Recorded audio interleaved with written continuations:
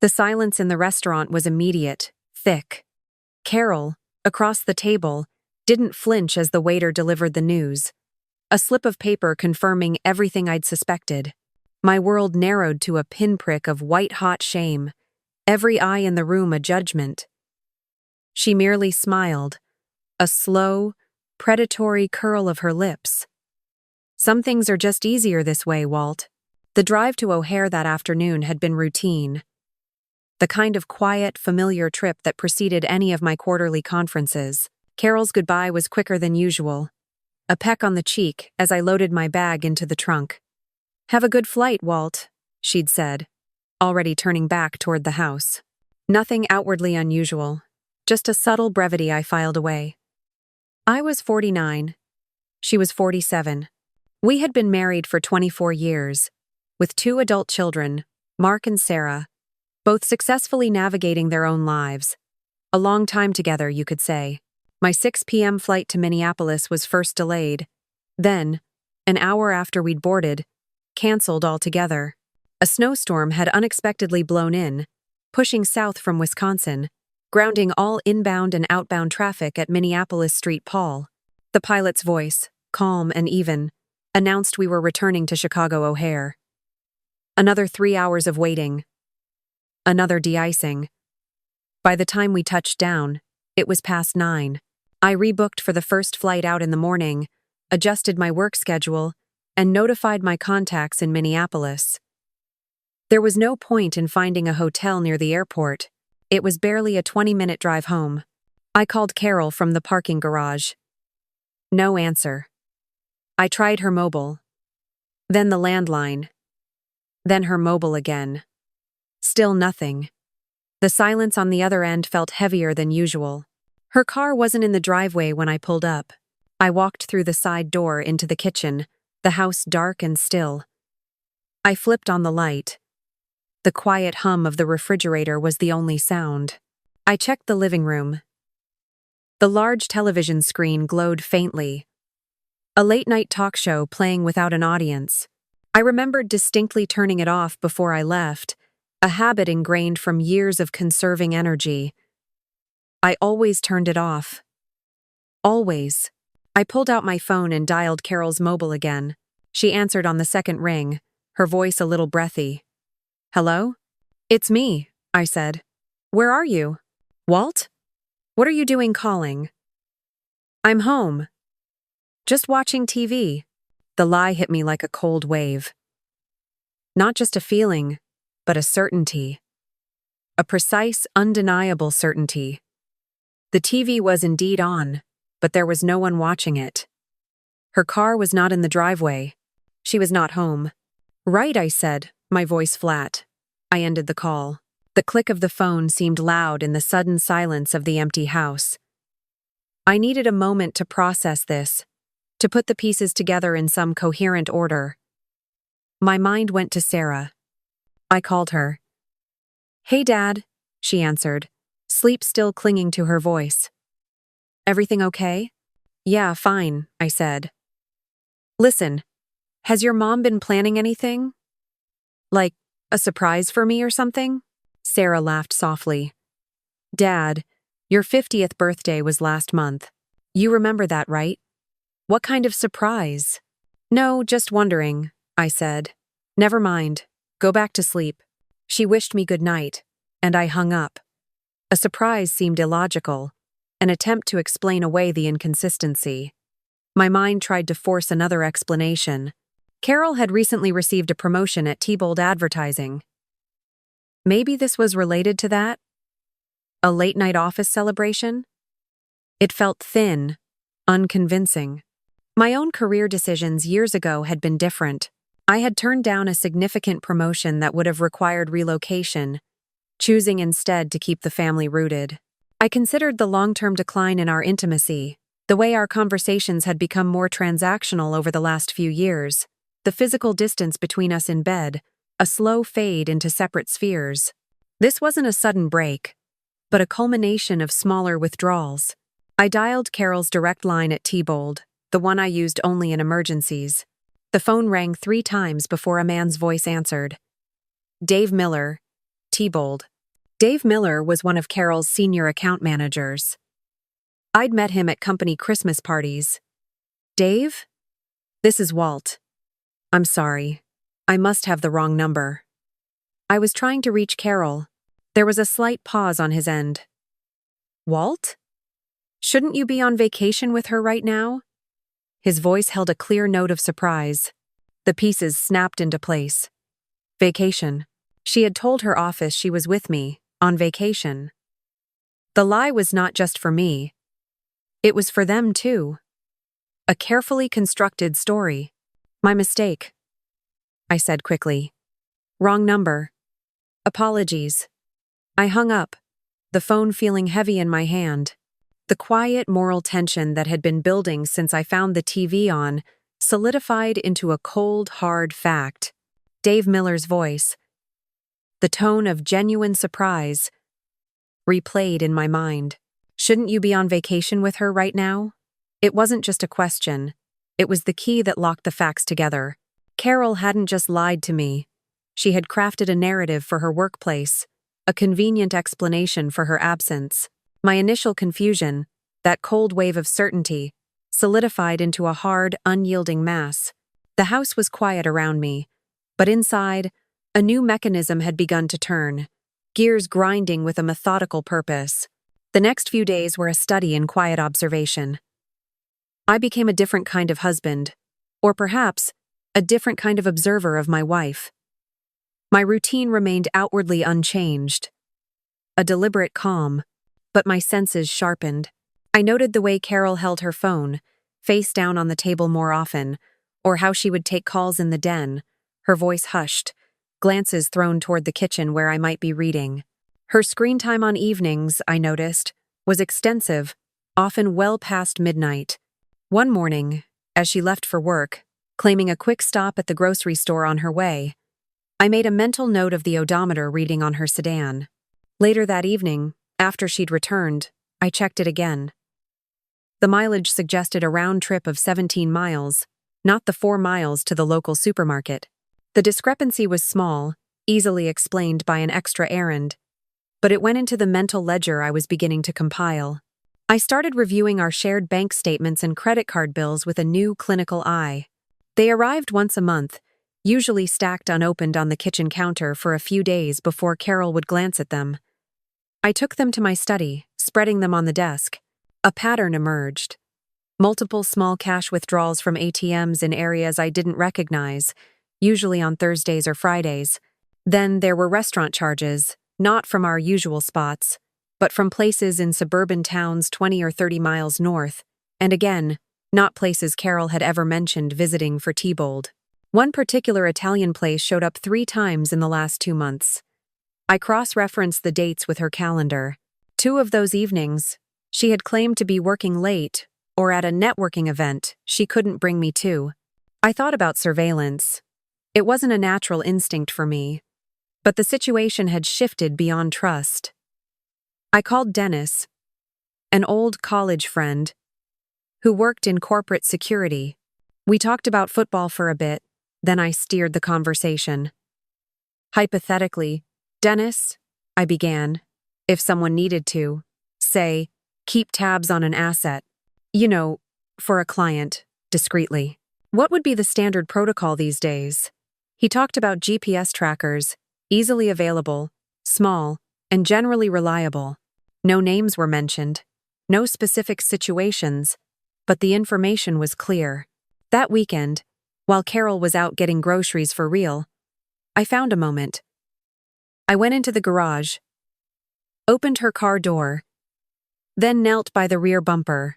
With a small toolkit, I located a suitable spot, magnetized, unobtrusive. It clicked into place.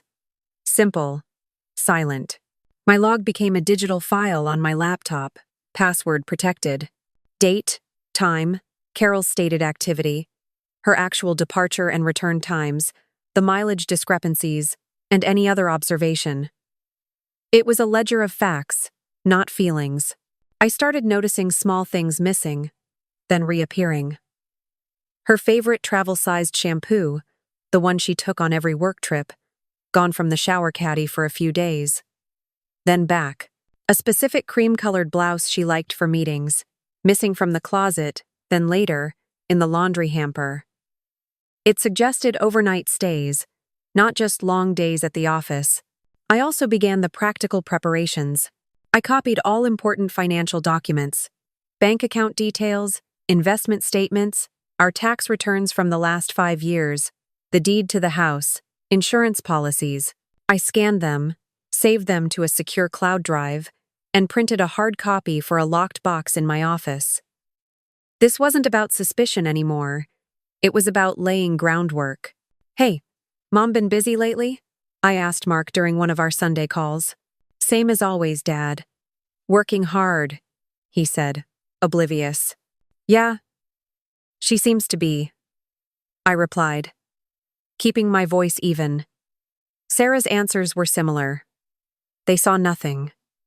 Or maybe they didn't want to. The next Tuesday, Carol left for work in a hurry. She forgot her briefcase in the passenger seat of her car, the flap slightly ajar. I went out to move some garbage cans, the opportunity presenting itself. Through the passenger window, glinting against the dark leather lining, I saw it, a key card, white plastic, with a blue and gold logo. I opened the door, leaned in, and casually pulled out my phone. A quick snap.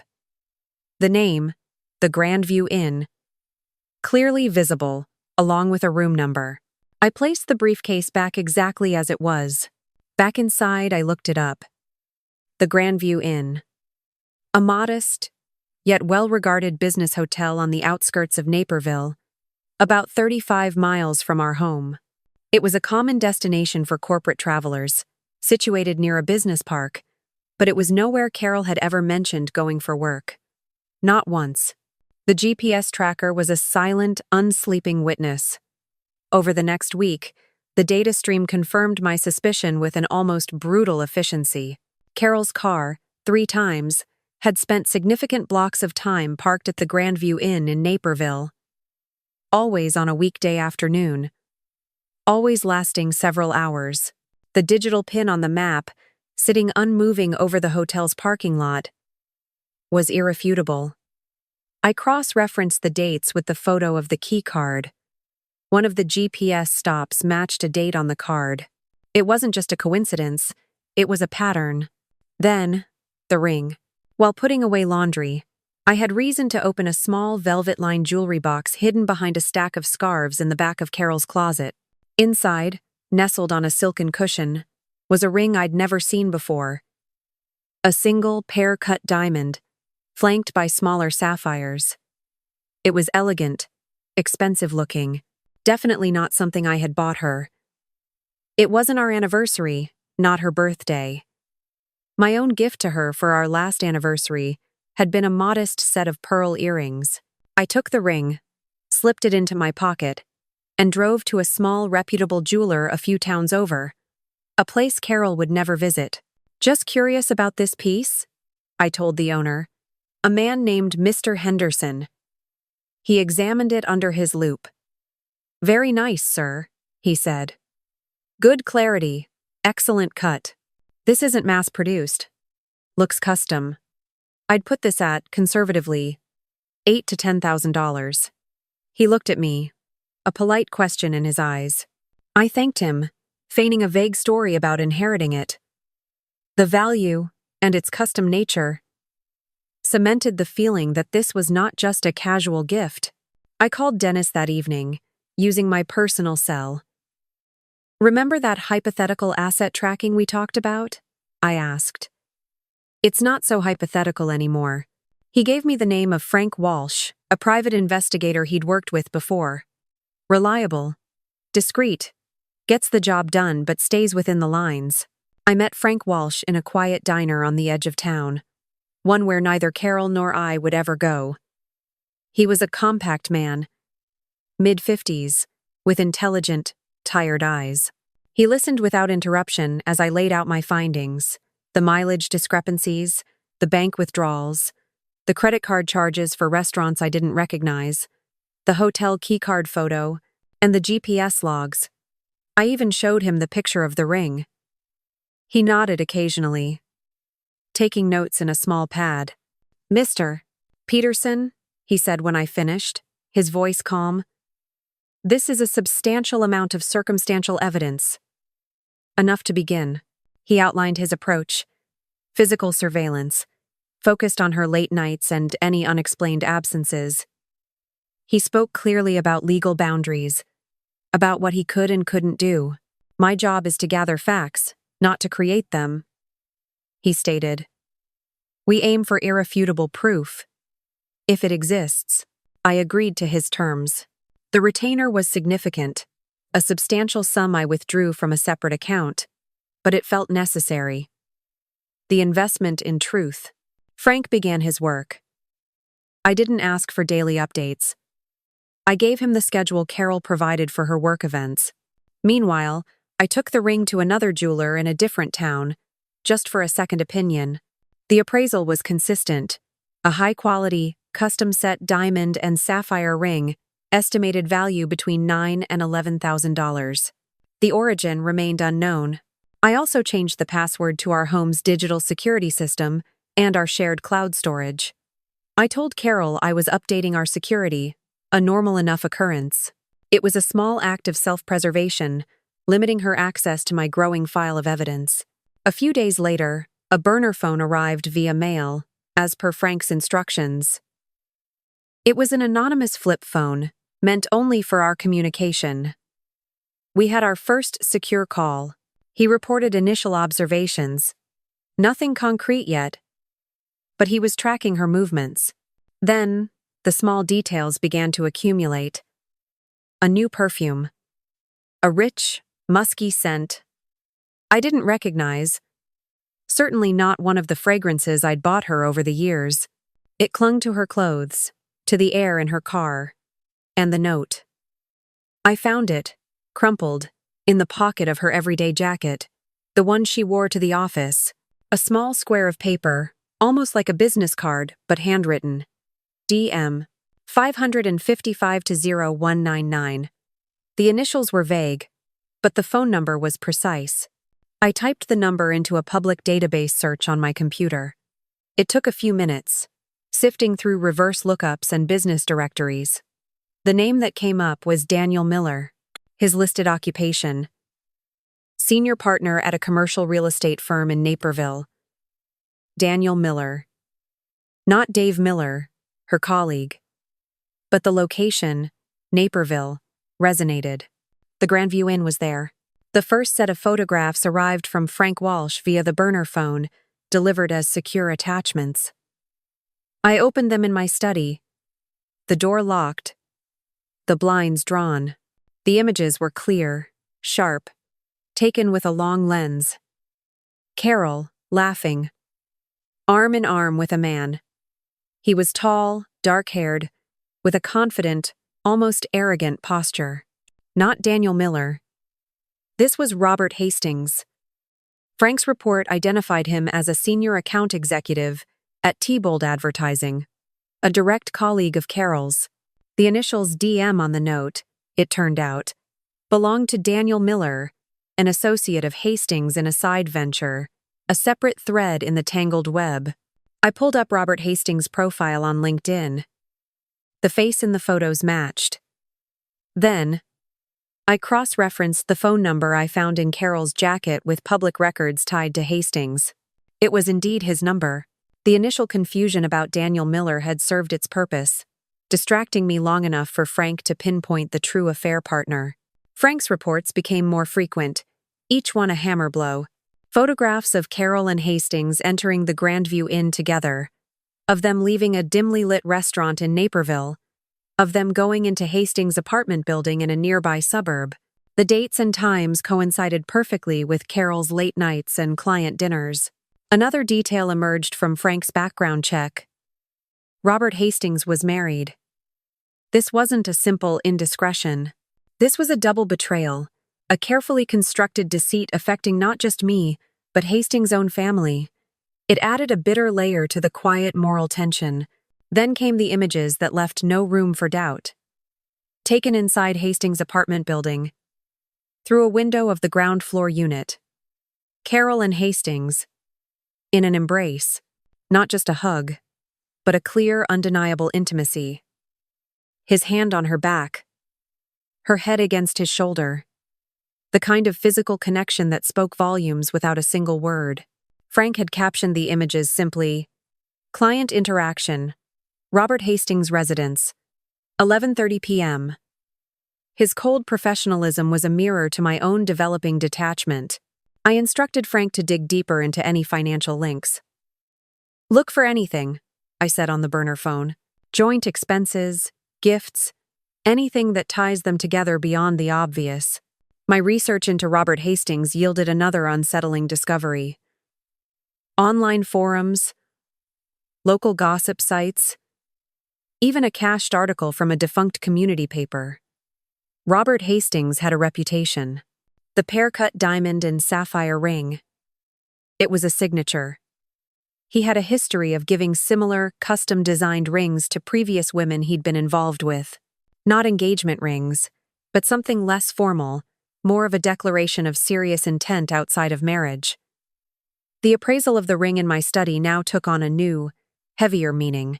The psychological toll was subtle, insidious. Sleepless nights became more frequent, but not restless. Instead, I would lie awake, planning, organizing, running scenarios through my mind.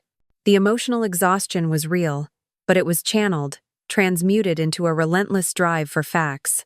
I ate less, felt sharper, almost hyper-aware.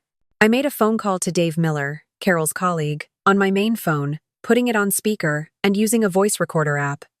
"Hey Dave," I said, "quick question.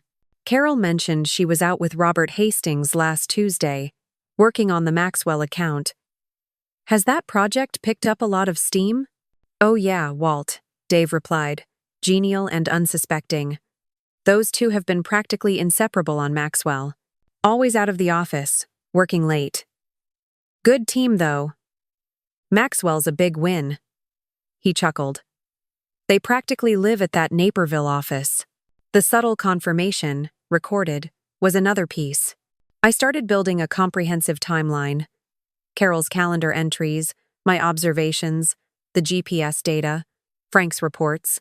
Every overtime, every business trip, every client meeting was cross-referenced. The pattern of deceit was stark, almost comical, in its obviousness once illuminated. I also identified a pattern of expenses on our joint credit card statements, fine dining, sometimes high-end liquor store purchases, even concert tickets, all disguised as business entertainment. But the locations and timing often matched the surveillance reports of Carol and Hastings. It wasn't business. It was their shared life, paid for, in part, by me.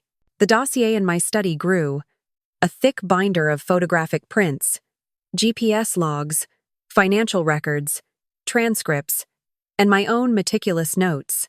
Each page was dated, labeled, and cross-referenced. It was a cold, hard summary of a truth I no longer had to feel, only to acknowledge. I called Frank Walsh on the burner. "It's time," I told him. "Prepare the final report.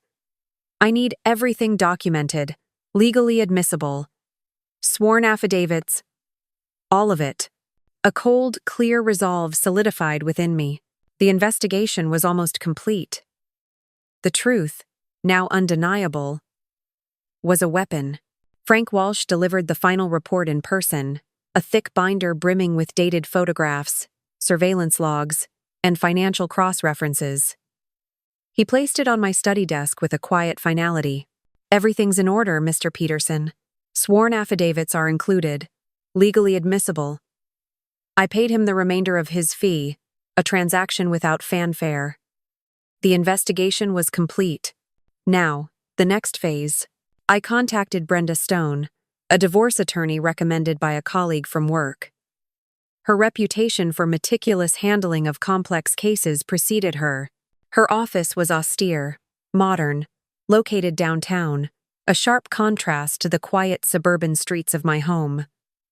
She was a woman of precise movements and few wasted words, her gaze direct.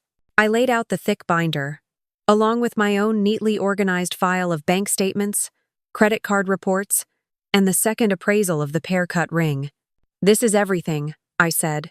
Brenda Stone reviewed the documents with a speed that suggested years of experience. She flipped through Frank's photographs, lingered on the financial printouts, and scanned the affidavit.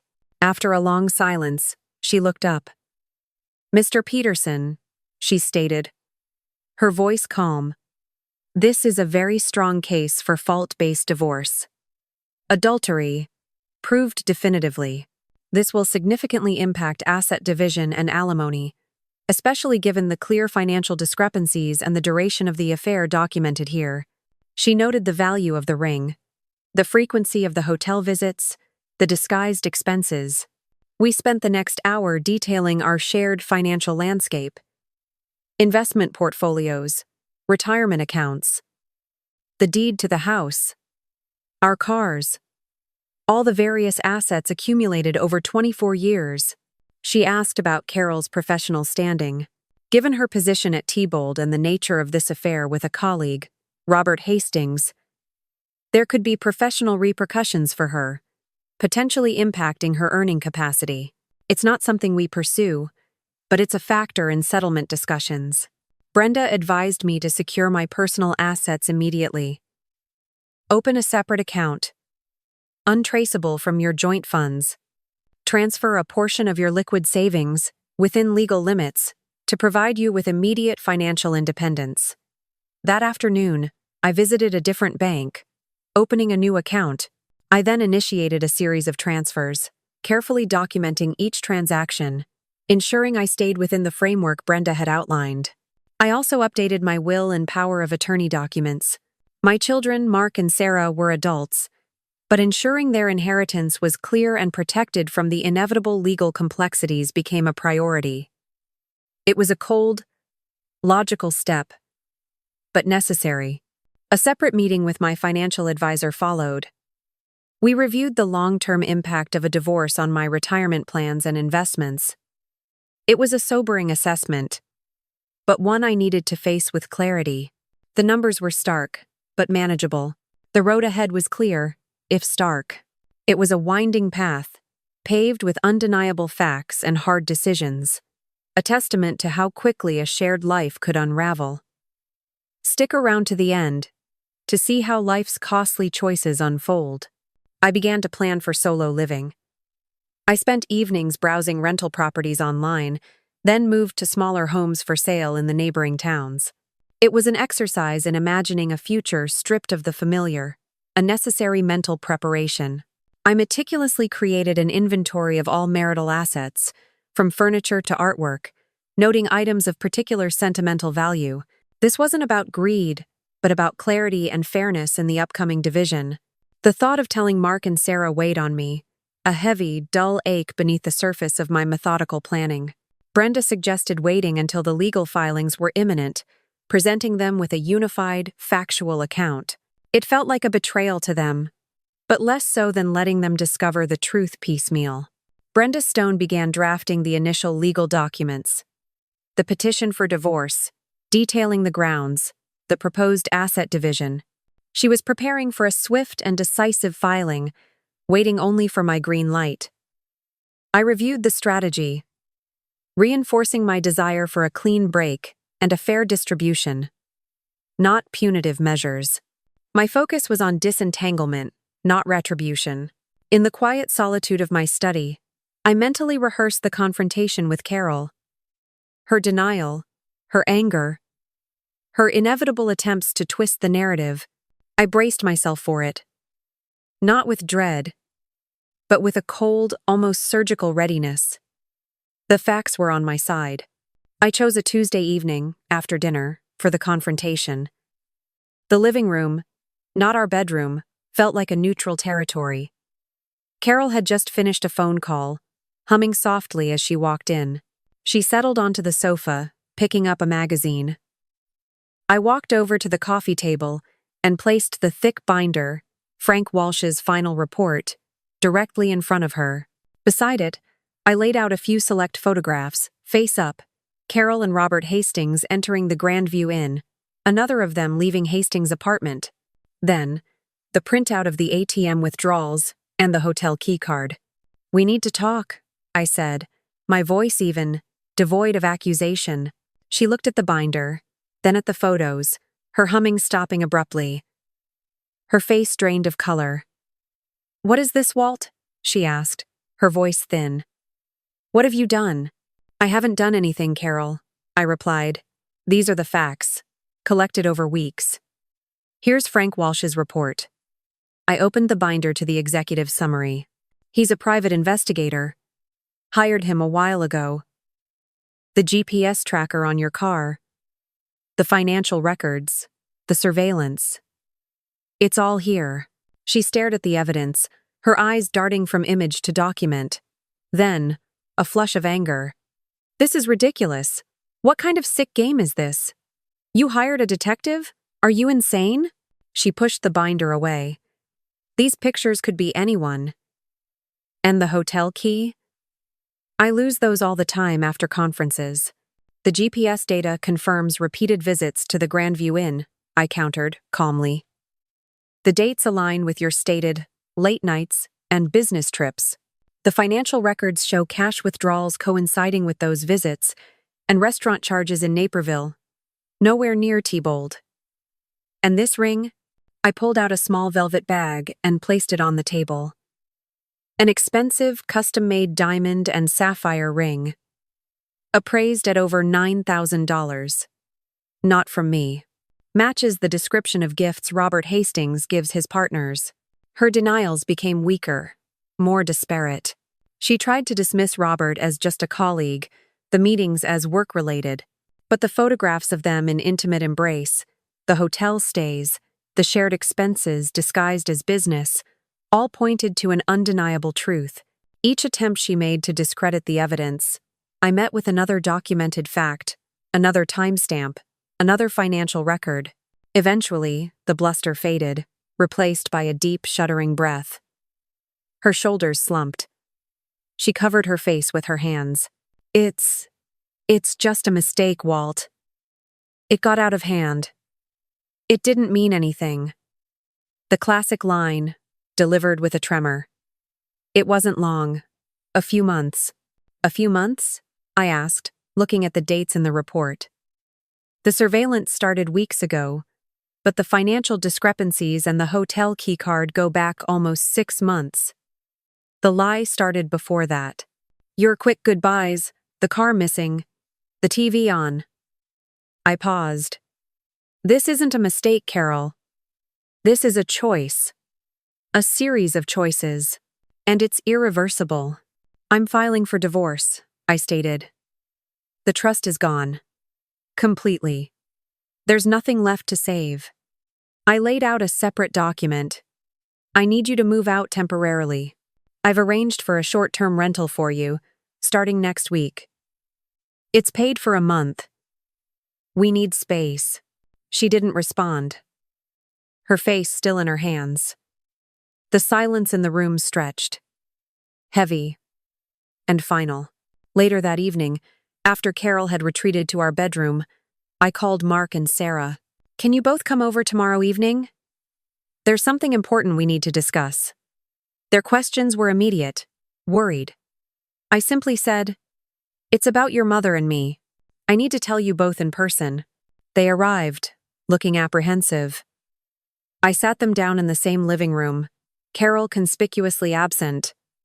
I explained, calmly, factually, leaving out the most explicit details but not the core truth. "Your mother has been having an affair.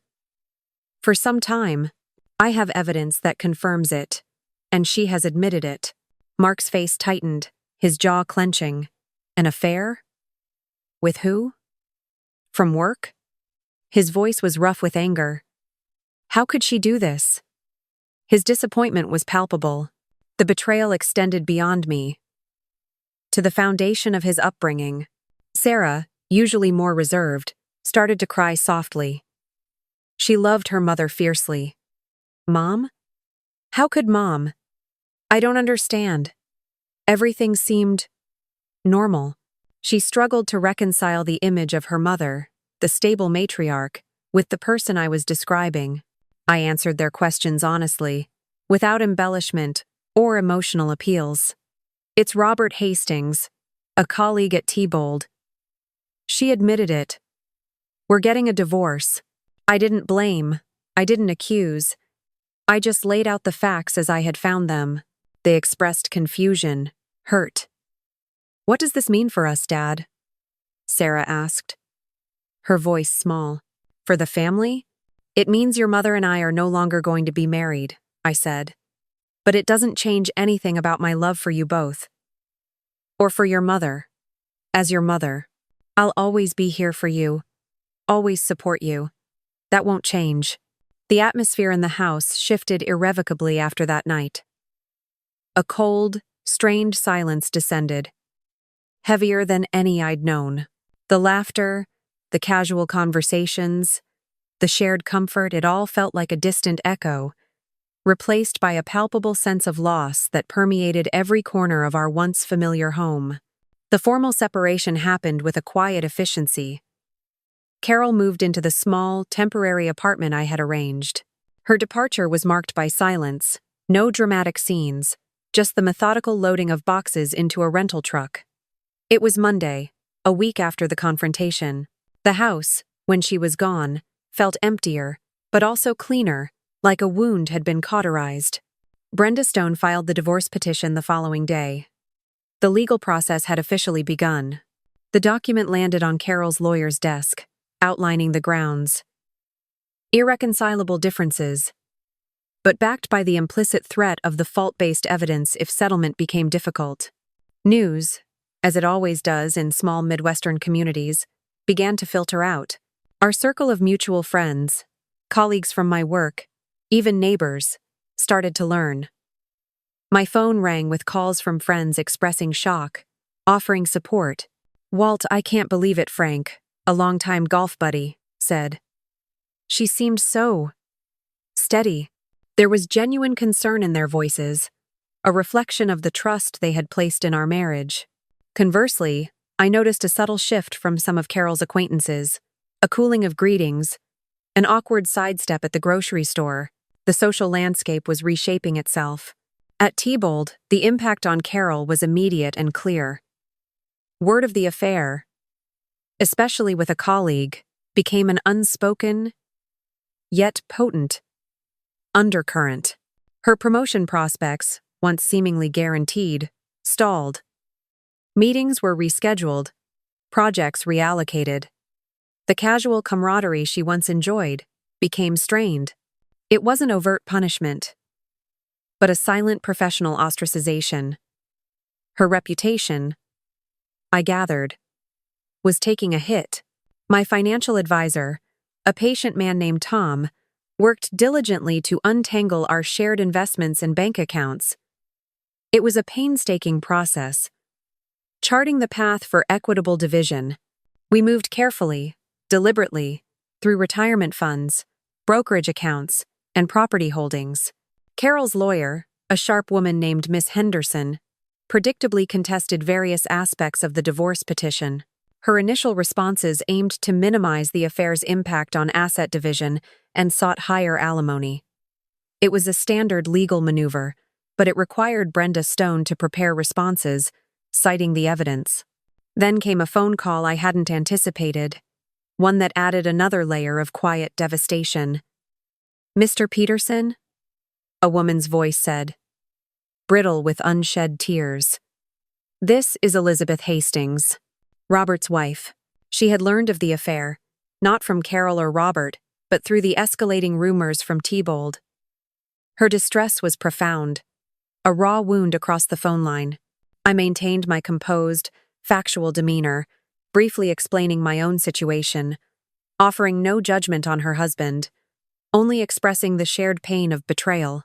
It felt strange, talking to the other victim of the same deception. Mark and Sarah struggled with the public fallout.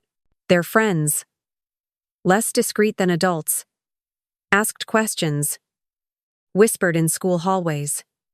Is it true about your mom? Sarah told me she'd gotten a text from a girl in her study group, asking if her parents were actually getting a divorce because her mom cheated. They handled it with a quiet resilience, but I could see the hurt in their eyes. The foundation of their world had been shaken, and now it was a public spectacle. I began the process of liquidating some shared assets that were inherently difficult to divide, primarily investment portfolios. We couldn't split shares down the middle for every company. It was a practical necessity, converting abstract value into tangible, divisible funds. During this process, Tom, my financial advisor, discovered something disturbing. A significant sum, almost $50,000, had been transferred out of a joint money market account just weeks before I filed for divorce. The transfer was made to an unknown external account, without my knowledge or consent. It was a clandestine move, a final act of attempted financial subterfuge. I immediately informed Brenda Stone. Her response was swift and decisive. "This is unauthorized dissipation of marital assets, Mr. Peterson. We'll file a motion for its immediate return, plus any accrued interest." This plays directly into the court's view of her conduct. It was a cold, hard lesson in the nature of betrayal, extending even to the financial details. My no-contact rule with Carol remained firm. All communication, from logistical arrangements to legal discussions, went through Brenda Stone. It wasn't out of anger, but out of a need for clarity and control. The emotional mess was not something I could engage with directly anymore. The practicalities of dividing property and responsibilities became a stark, unromantic reality. The house, the cars, the furniture, even the holiday traditions, each item, each memory, was now subject to legal interpretation and division. The life we had built, brick by brick, was being systematically dismantled. The initial court hearing was a sterile affair, held in a small, paneled room. The judge, a woman with sharp eyes and an efficient manner, laid out the parameters for the divorce, including temporary financial arrangements. Brenda Stone presented our opening arguments, detailing the grounds for a fault-based divorce. Carol's lawyer, Miss Henderson, immediately attempted to downplay the infidelity, arguing that it had no financial impact on the marriage and should not influence asset division or alimony. She painted Carol as a victim of circumstance, overwhelmed by work pressure. Brenda Stone calmly countered. She presented Frank Walsh's detailed report, projecting photographs of Carol and Robert Hastings onto a screen, juxtaposing them with financial records showing disguised expenses and unauthorized withdrawals. The evidence was irrefutable. The judge, after reviewing the documents, ruled in Walt's favor on several preliminary motions, acknowledging the clear validity of his presented evidence. It was a small victory, but a significant one. Back in our Midwestern town, the divorce proceedings became a subject of quiet gossip. Whispers followed me in the grocery store aisles, conversations hushed when I entered a room. The pressure was subtle, but constant. I maintained my calm and logical approach during depositions, answering questions factually, without emotion. My goal was clarity, not spectacle. Mark and Sarah navigated the fractured family landscape, splitting their time between my house and Carol's temporary apartment. They were caught in the middle, yet remarkably resilient. They asked me questions, not about blame, but about the future, about practicalities. I gave them what I could. Honesty without excessive detail. The court ordered an independent appraisal of all significant marital assets. The family home, our primary asset, was now subject to a stranger's valuation. Furniture, artwork, vehicles, everything was being itemized and assessed. It was a cold inventory of a life once shared. At Tebold, Carol faced increased professional scrutiny. Her promotion, once within reach, was now definitively off the table. The company, careful to maintain its image, had quietly shifted her responsibilities, limiting her exposure to key clients. I heard this through the grapevine, a factual consequence of her actions, not something I had sought. I felt a deep exhaustion, a weariness that settled in my bones. But beneath it was a grim determination. The legal process was a grind, slow and methodical. But I trusted Brenda Stone. When Carol's lawyer presented a settlement offer that I deemed unfair, particularly regarding the unauthorized fund transfer, I rejected it, following Brenda's counsel. "We have the evidence, Walt," she had said. "Don't settle for less than what's equitable." Then came another layer of public scrutiny. News circulated that Robert Hastings had also filed for divorce from his wife, Elizabeth. The affair had now broken 2 marriages, leading to further public speculation in our interconnected community. A local newspaper, sensing a story, contacted me. I responded with reserved dignity, providing only factual statements, emphasizing the privacy of my family. I did not engage with the sensationalism. In the quiet of my study, after a particularly draining day of depositions, I reflected on the cold, hard facts presented in court. Every photograph, every bank statement, every log entry detailed a gradual erosion of trust, a methodical dismantling of our shared history. What had once been a vibrant, living partnership was now reduced to exhibits and legal arguments. The complete picture, undeniable and stark, brought a profound, if quiet, sense of finality. The final pre-trial conference established the framework for a trial, should a settlement not be reached. The judge set deadlines, outlined procedures. The path was clear. I was ready. After prolonged negotiations, stretching over several months, a final divorce settlement was reached. We avoided a full trial, something I had quietly hoped for, preferring discretion over a public airing of our private failures. Brenda Stone had been relentless, ensuring the division of assets was fair, particularly after Carol's initial attempt to dissipate funds. The court ordered the return of the transferred sum, a small but significant victory in the ledger of fairness. I received an equitable portion of our marital estate, enough to start anew without financial strain, though the emotional cost had already been paid in full.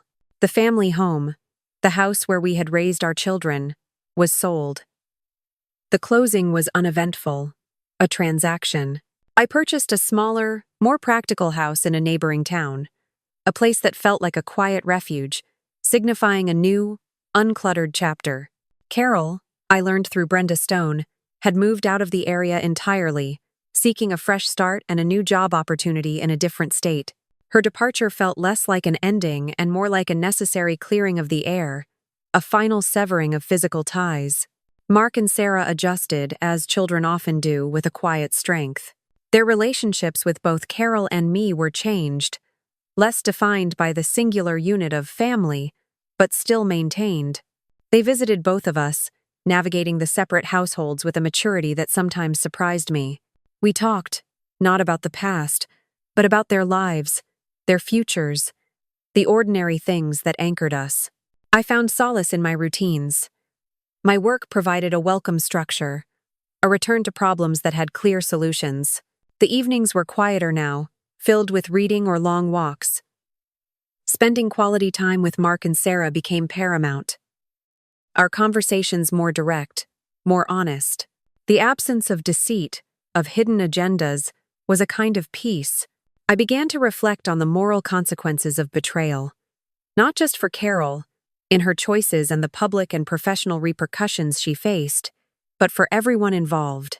For Robert Hastings, whose own marriage had dissolved, for his wife, Elizabeth, another innocent party caught in the collateral damage, and for Mark and Sarah, who had to reconcile the image of their mother with the reality of her actions. The ripples of a single, sustained deceit spread far wider than the initial act, affecting multiple lives, multiple futures. Slowly, cautiously, I began to explore new social connections. A casual dinner with a work colleague and his wife, a few rounds of golf with old friends. It wasn't about seeking anything specific, but about rebuilding a life beyond the confines of the marriage, stepping back into the broader current of community. The logical investigation had brought facts, undeniable and cold. But the emotional healing was a separate, ongoing process. It wasn't about erasing the past, but about integrating it, understanding its lessons without letting it define the future. I made peace with the past, realizing that some things, once profoundly broken, cannot be fully repaired. They leave scars, but those scars can eventually fade into lines of experience. I found a quiet strength in my independence, a clarity that came from facing uncomfortable truths head-on. There was a sense of self-respect that had been missing, buried under years of unspoken tensions. I committed to open and honest communication with Mark and Sarah, ensuring there would be no more secrets, no more hidden lives within our family. I donated the last few lingering items from my past marriage that still resided in boxes in the garage old photo albums, a wedding gift we rarely used, a framed piece of artwork Carol particularly liked. It was a symbolic act, a quiet letting go. The cold logic that had guided my investigation, that had served as my compass through the storm of betrayal, now gradually gave way to a quiet hope for a future built on genuine trust, on transparency, on a simpler, unburdened truth. I looked out over the familiar Midwestern landscape from my new home, the fields stretching flat and honest under the wide sky. I was a man profoundly changed, but resilient, clear-eyed, and ready for whatever came next. The legal documents were signed, the assets divided. The act of separating two lives, once intertwined, had been completed with methodical precision. Yet, the consequences of Carol's choices continued to ripple outward long after the papers were filed. Our shared history, once a comfort, became a cold reference point. Carol started her new job in a new state, a fresh start built on the ashes of her old life. But the professional damage from T-Bold and the affair remained part of her resume, an unspoken shadow. Mark and Sarah moved forward. But the innocence of their family structure was irrevocably altered. They navigated two separate homes, two different versions of their parents. Trust, once a given, now carried a weight of quiet skepticism. For me, the quiet of my new house was often filled with the echo of what was lost. Even as I built a new foundation, the wound of betrayal healed, but the scar remained, a constant reminder of how easily a carefully constructed life could shatter. It was not a story of victory or defeat, but of profound, permanent change, the unyielding cost of a choice made in secret.